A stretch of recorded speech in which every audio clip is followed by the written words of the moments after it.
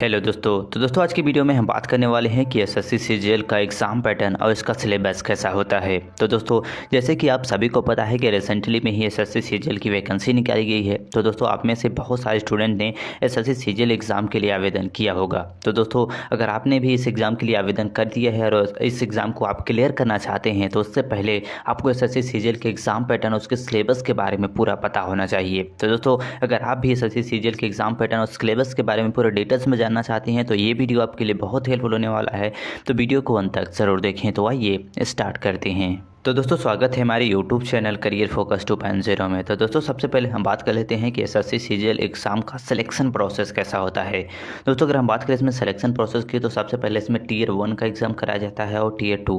दोस्तों दोनों एग्ज़ाम ही computer based exam होते हैं, यानी कि ऑनलाइन पेपर इसमें कराया जाता है। इसके बाद टीयर 3 का आपका एग्ज़ाम कराया जाता है। दोस्तों टीयर 3 में आपका वर्णनात्मक पेपर कराया जाता है, यानी कि इसमें आपको रिटन एग्जाम कराया जाता है जिसमें आपको निबंध लिखना होता है, जो कि 100 मार्क्स इसमें आपको दिए जाते हैं, जिसके लिए 1 घंटे का समय दिया जाता है।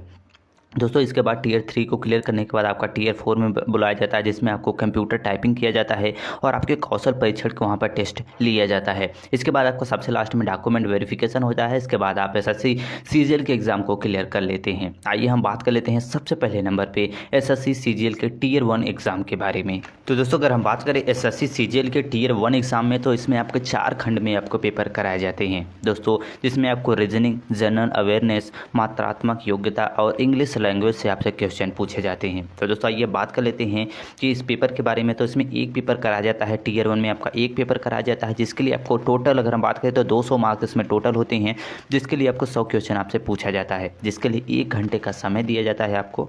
इस एग्ज़ाम नेगेटिव मार्किंग होता है, तो आपको अच्छे से तैयारी करके जाना होता है, तभी आप इस एग्ज़ाम को क्लियर कर पाएंगे। अब आइए हम बात कर लेते हैं जो काफ़ी सारे स्टूडेंट जानना चाहते हैं कि टीयर 1 में कौन से सब्जेक्ट से कितना क्वेश्चन आपसे पूछा जाता है। तो दोस्तों इसमें सबसे पहले नंबर आता है आपका रीजनिंग, जिससे आपको 25 क्वेश्चन पूछे जाते हैं, जिसके लिए 50 मार्क्स निर्धारित होता है। इसके बाद आता है आपका जनरल अवेयरनेस, जिससे आपको 25 क्वेश्चन पूछे जाते हैं, जिसके लिए भी आपको 50 मार्क्स निर्धारित होते हैं।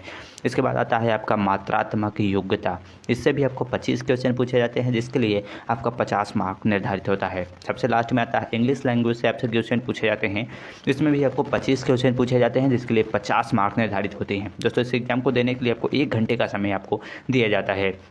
इस प्रकार से आपका होता है टीयर 1 का एग्ज़ाम। अब हम बात कर लेते हैं टीयर 2 यानी कि एसएससी सीजीएल के टीयर 2 के एग्ज़ाम के बारे में। तो दोस्तों अगर हम बात करें एसएससी सीजीएल के टीयर 2 एग्ज़ाम में तो इसमें आपको 4 पेपर कराए जाते हैं दोस्तों। इसमें सभी पेपरों के लिए, यानी कि जितने भी इसमें वैकेंसी निकाली जाती है, जितने जितने पोस्टों के लिए, उसमें आपको इसमें 2 पेपर देना आपके लिए अनिवार्य होता है। तो दोस्तों इसमें सबसे पहले नंबर पर हम बात कर लेते हैं पहले पेपर की। तो दोस्तों आपका पहला पेपर जो होता है वो मात्रात्मक क्षमता होता है, जिसके लिए आपको 100 क्वेश्चन इसमें पूछा जाता है, जिसके लिए आपको 200 मार्क्स निर्धारित होते हैं। इस पेपर को देने के लिए आपको 2 घंटे का समय दिया जाता है। दूसरा पेपर आपका जो होता है वो इंग्लिश भाषा और समझ से रिलेटेड इसमें क्वेश्चन पूछे जाते हैं, जिसके लिए 100 मार्क्स निर्धारित होते हैं। इसके लिए भी आपको 100 क्वेश्चन पूछा जाता है, जिसके लिए 200 मार्क्स निर्धारित होते हैं। इस पेपर के लिए भी आपको 2 घंटे का समय दिया जाता है।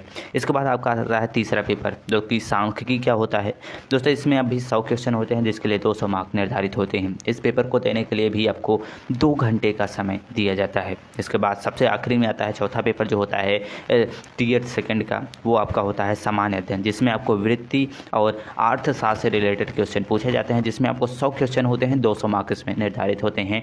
2 घंटे का समय इस पेपर में भी दिया जाता है दोस्तों। एसएससी सीजीएल के टीयर 2 में आपके 4 पेपर कराए जाते हैं, जिसमें से 2 पेपर देना आपके लिए अनिवार्य होता है। अब हम बात कर लेते हैं एसएससी सीजीएल के टीयर 3 एग्ज़ाम के बारे में। तो दोस्तों अगर हम बात करें टीयर 3 में तो दोस्तों एसएससी सीजीएल के टीयर 3 में आपका रिटन एग्जाम कराया जाता है दोस्तों। रिटन एग्जाम जो आपका होता है वो इसमें आपको एक पेपर कराया जाता है, जिसके लिए आपको 100 मार्क्स निर्धारित होते हैं, जिसके पेपर को हल करने के लिए आपको 60 मिनट का समय दिया जाता है दोस्तों। इसमें आपको निबंध, प्रिंसिंग निबंध और आवेदन के रिलेटेड आपको इसमें निबंध लिखना होता है, जिसमें आपको हिंदी या फिर आप इंग्लिश लैंग्वेज में आप निबंध लिख सकते हैं दोस्तों। इस पेपर को हल करने के लिए आपको 60 मिनट का समय दिया जाता है, जिसके लिए 100 मार्क्स आपके निर्धारित होते हैं। इस प्रकार आपका होता है एसएससी सीजीएल का टीयर 3 एग्ज़ाम। दोस्तों इसके के बाद आपको यानी कि टीयर 1, टीयर 2 और टीयर 3 की आपको मार्क का मेरिट लिस्ट बनाया जाता है। मेरिट लिस्ट बनने के बाद अगर आप उसमें क्वालिफाई करेंगे, इसके बाद आपको एसएससी सीजीएल के टीयर 4 के एग्ज़ाम को आप दे पाएंगे। अब हम बात कर लेते हैं एसएससी सीजीएल के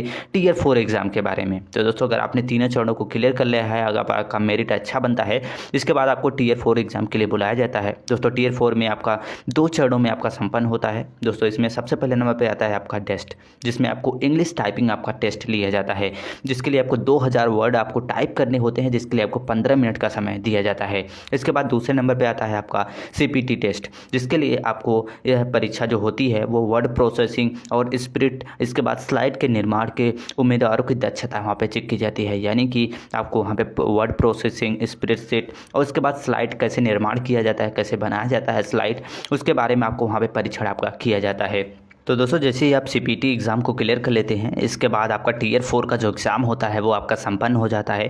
दोस्तों आपकी जानकारी के लिए बता देना चाहते हैं हम, आपकी टीयर 4 जो होता है एसएससी सीजीएल का टीयर 4 का जो एग्ज़ाम होता है उसके लिए आपको कोई भी अंक निर्धारित इसमें नहीं होता है। दोस्तों इस एग्ज़ाम में आपको क्लियर करना होता है, आपकी टाइपिंग टेस्ट लिया जाता है, इसके बाद आपका स्लाइड, इसके बाद वर्ड प्रोसेसिंग और जो भी स्प्रेडशीट होता है वो भी आपका लिया जाता है।